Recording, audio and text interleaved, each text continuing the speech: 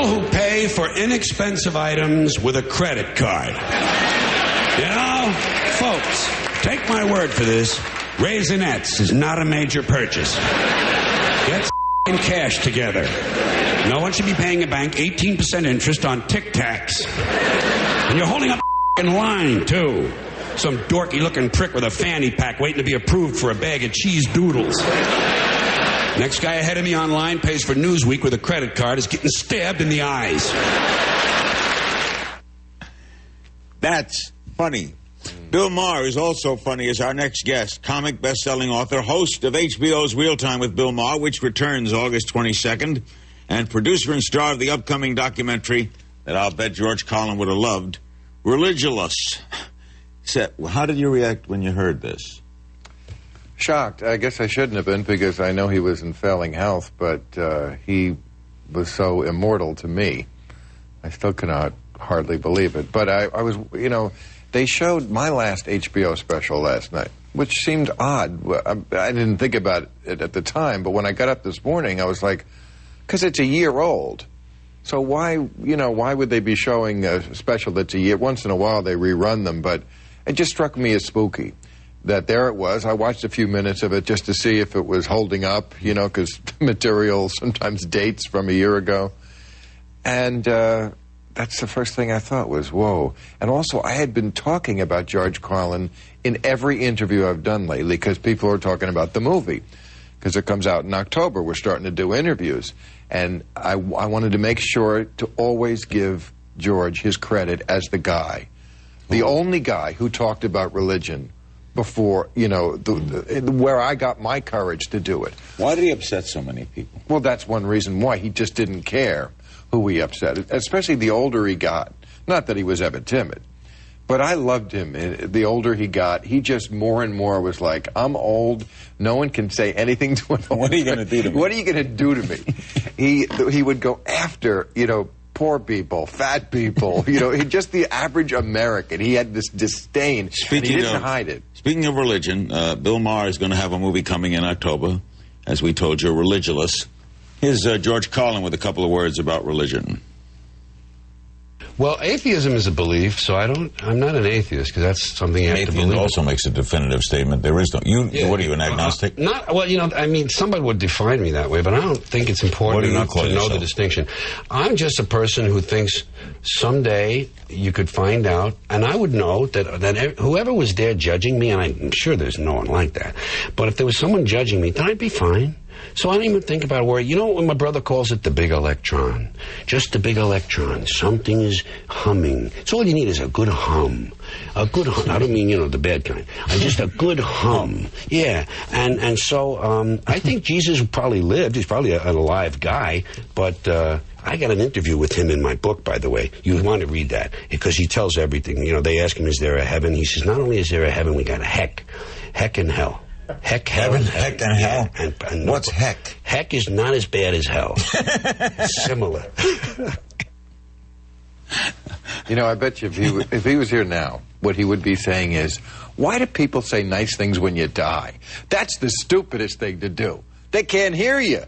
You know, I mean, he would be the one guy who would be taking issue with us all heaping praise upon him just because I'm dead. Was he, in a sense, a role model to you, Bill? I mean, what did he more than anyone?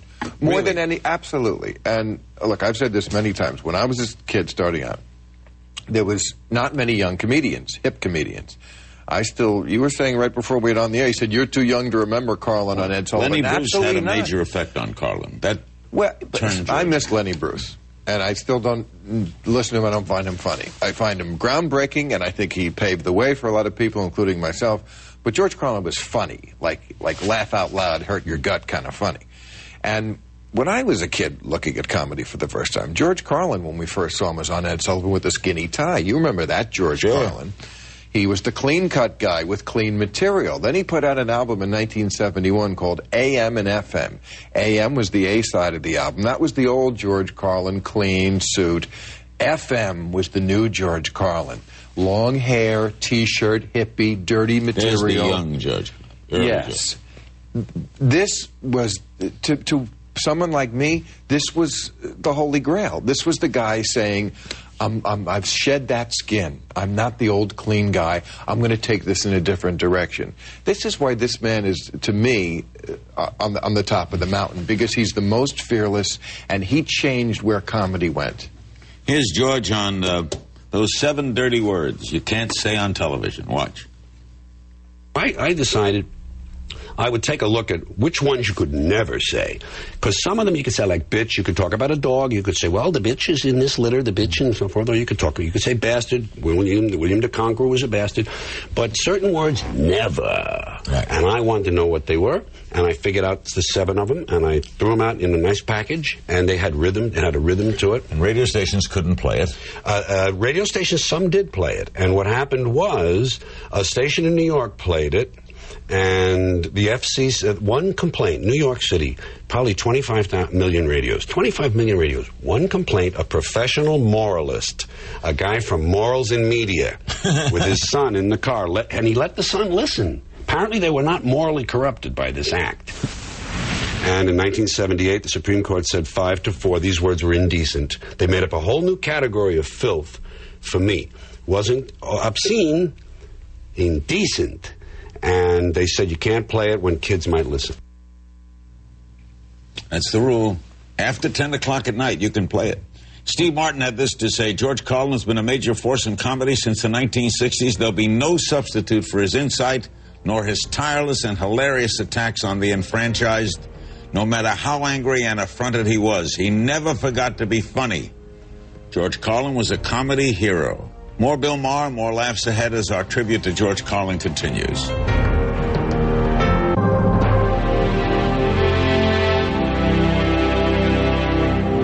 That's all your house is? It's a place to keep your stuff while you go out and get more stuff. Now, sometimes you've got to move. You got to get a bigger house. Why? Too much stuff. Did you ever notice when you go to somebody else's house, you never quite feel 100% at home?